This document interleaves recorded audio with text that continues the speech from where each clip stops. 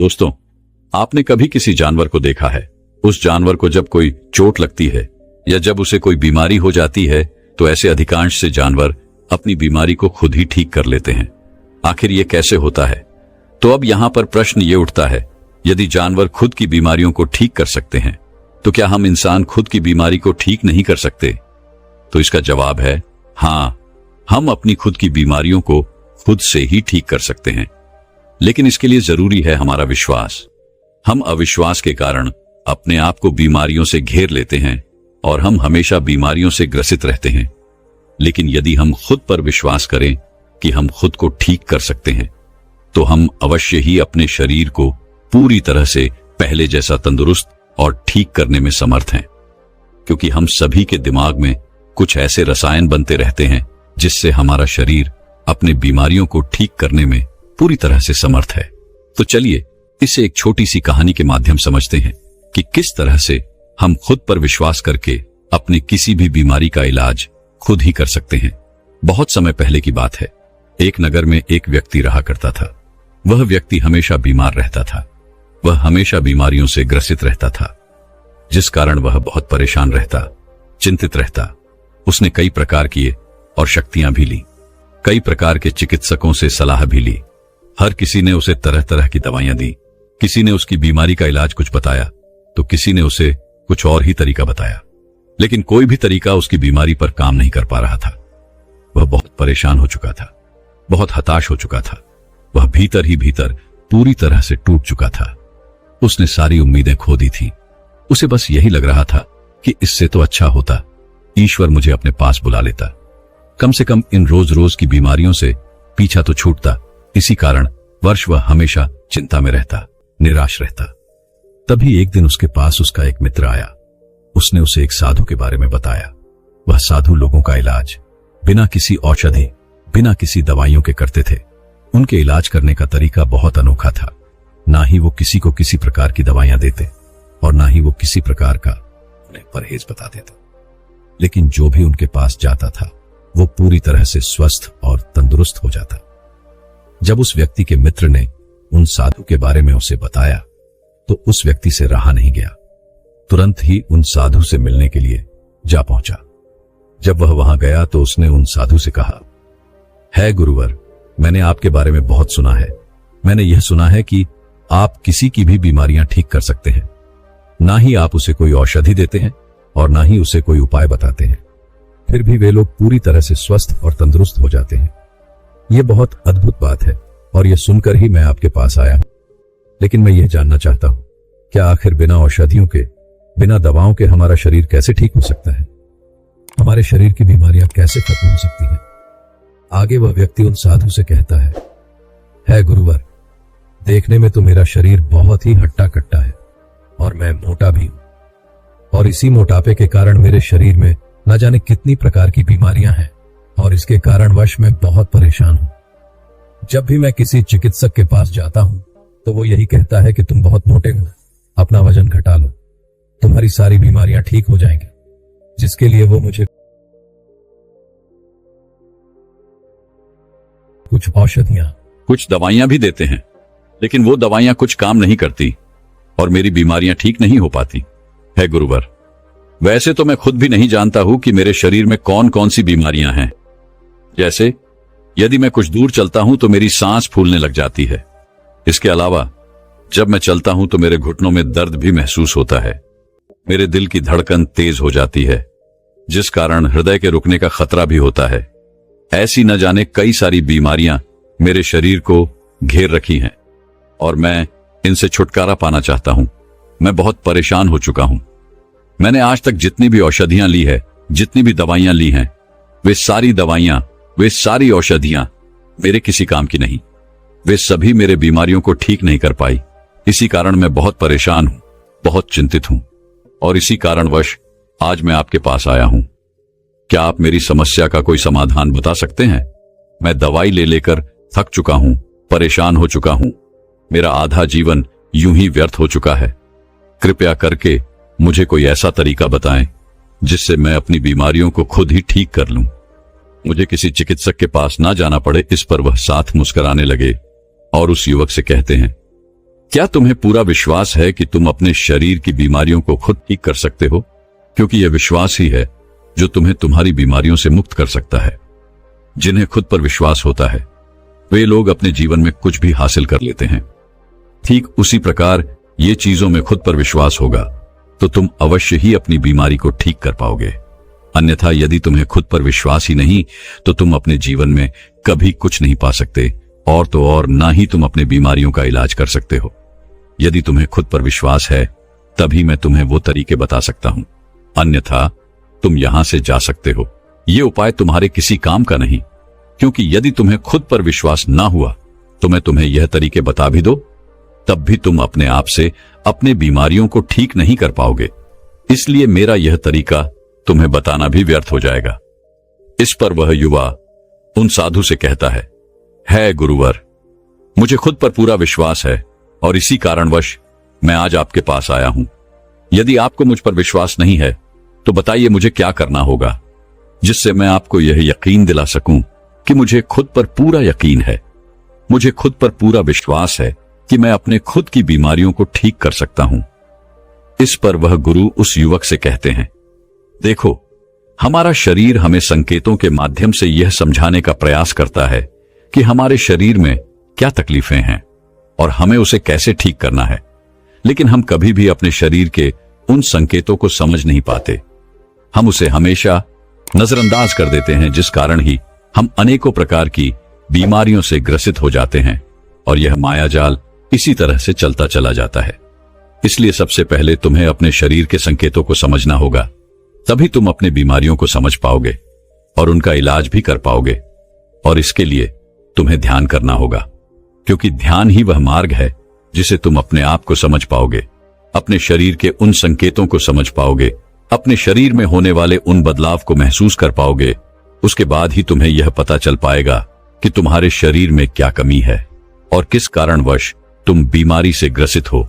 और जब एक बार तुम अपने शरीर को समझने लगोगे, उसके द्वारा दिए गए उन संकेतों को समझने लगोगे, तो तुम खुद का इलाज शुरू कर पाओगे, अपने शरीर को उन बीमारियों से बचा सकोगे। इसलिए सबसे पहला और मुख्य बिंदु है ध्यान।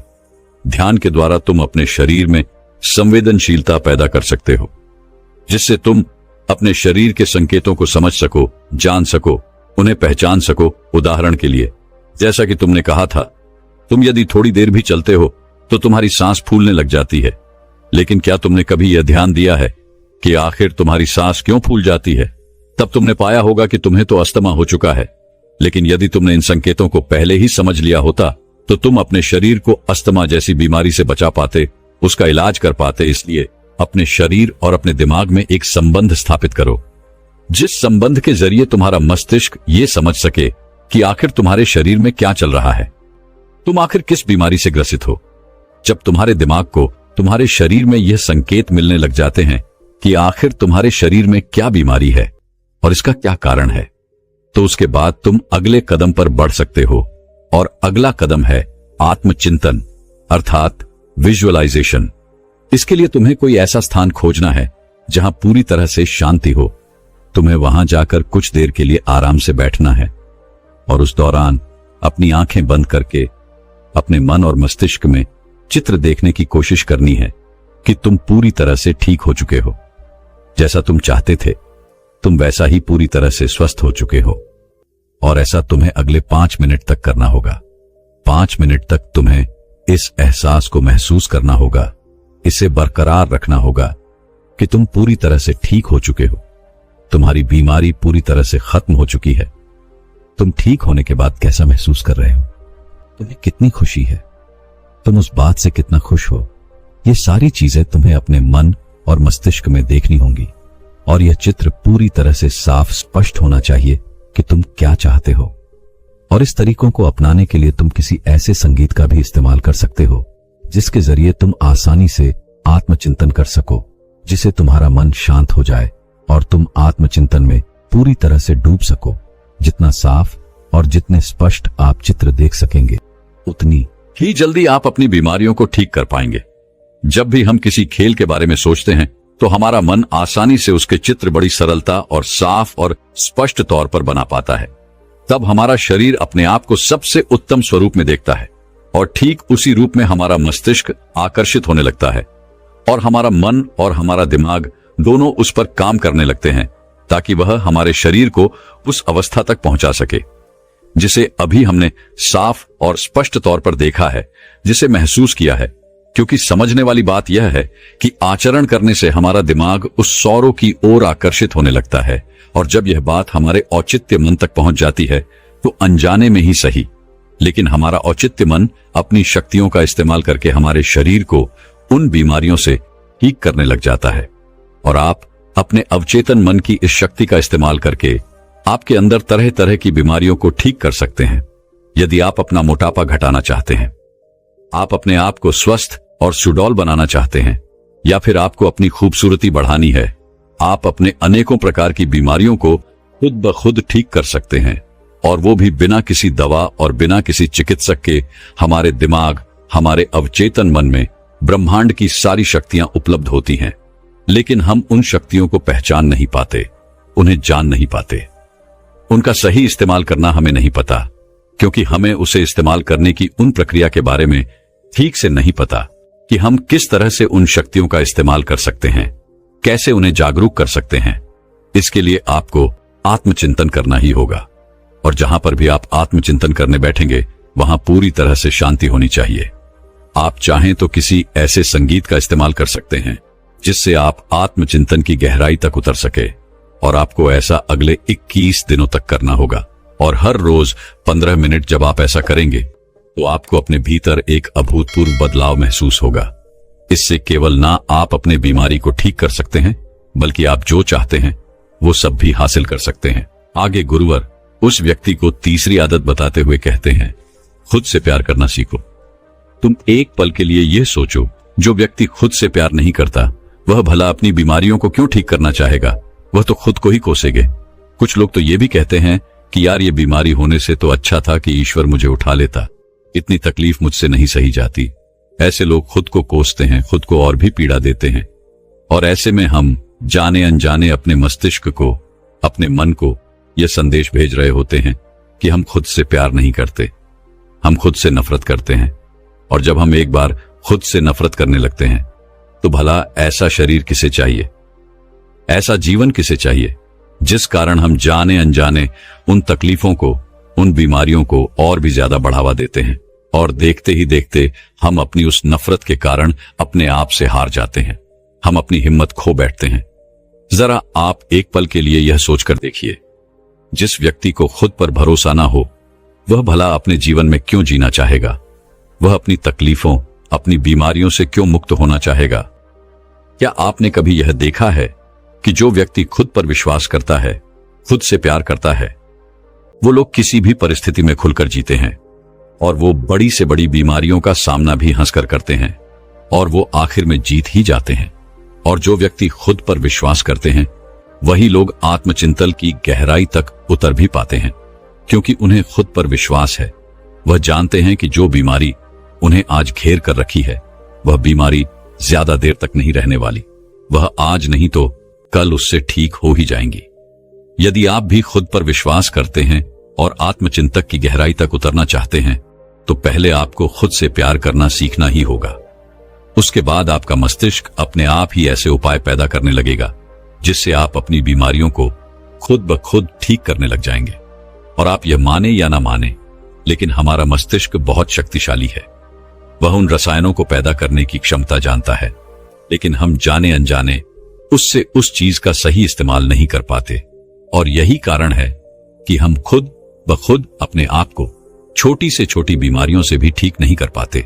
और यह सब प्रयोग करते वक्त खुद पर विश्वास रखें, अपने आप से प्यार रखें, और साथ ही अपने दिनचर्या पर भी ध्यान दें। आप क्या खाते हैं, किस समय खाते हैं, क्या व्यायाम करते हैं, किन लोगों के साथ बैठते हैं, और हम क्या क्या बातें करते हैं, ये सारी दिनचर्या पर आपको ध्यान देना होगा। समय पर खाना और समय पर व्यायाम करना आपको तरह तरह की बीमारियों से दूर रखता है। और वास्तविकता देखी जाए तो हम में से अधिकांश लोगों का दिमाग तभी बढ़ते हैं जब हम अपने दिनचर्या में बदलाव लाते हैं, जब हम समय पर खाना नहीं खाते, समय पर व्यायाम नहीं करते, समय पर हम अपने कामों को अंजाम नहीं देते, जिससे हमारे मन और मस्तिष्क में तनाव पैदा होने लगता है। हमारे भीतर एक भय उत्पन्न होने लगता है, जिससे हम अनेकों प्रकार की बीमारियों को अपनी ओर आकर्षित करने लगते हैं। यदि आप समय से खाते हैं, पूरी नींद देते हैं, व्यायाम करते हैं, तो आप तनाव मुक्त जीवन जी सकते हैं। उसके बाद अनेकों प्रकार की बीमारियां आपसे कोसों दूर रहेंगी। आपको अपने दिनचर्या का पालन पूरी निष्ठा और ईमानदारी के साथ करना चाहिए। आगे वह साधु उस व्यक्ति से कहते हैं, अपने औचित्य मन को अपनी बीमारियों को ठीक करने के काम पर लगाएं। हमारे शरीर शक्तियों का भंडार है। हमारे शरीर में तरह तरह की शक्तियां हैं, लेकिन हम उन्हें नहीं जान पाते, उन्हें समझ नहीं पाते। यहां तक कि हम अपने मस्तिष्क अर्थात अपने अवचेतन मन की शक्तियों का भी ज्ञान नहीं रखते। इस प्रक्रिया के बारे में वह साधु महाराज बताते हैं कि जब भी तुम सोने के लिए बिस्तर पर जाते हो, तो सोने से ठीक पहले अपने मन को शांत करो और अपने आप से ये कहो कि तुम पूरी तरह से ठीक हो, और इसे साफ स्पष्ट तौर पर देखने का प्रयास करो। यदि तुम यह निरंतर करते हो तो तुम्हारी बीमारियां जड़ से खत्म हो जाएंगी। तुम ऐसा सोचते सोचते अपने बिस्तर पर सो जाओ। उसके बाद तुम्हारा अंतर्मन मन जादू की तरह काम करने लगेगा, और इस बात से तो आप भली भांति परिचित होंगे कि जब हम सो जाते हैं तब भी हमारा अंतर्मन मन हमारे लिए काम कर रहा होता है। लेकिन शायद आपको यह नहीं पता कि सोने से पहले हम अपने अंतर्मन मन को जो भी काम देते हैं, वह पूरी रात उसी काम पर लगा होता है। इसीलिए रोज रात यह अभ्यास जरूर करें। देखते ही देखते आपका शरीर रोग मुक्त होने लगेगा। आप अच्छा महसूस करने लगेंगे। आप अपनी बीमारियों को ठीक करने लगेंगे। लेकिन याद रहे कि हमें रोज सोने से ठीक पहले करना है।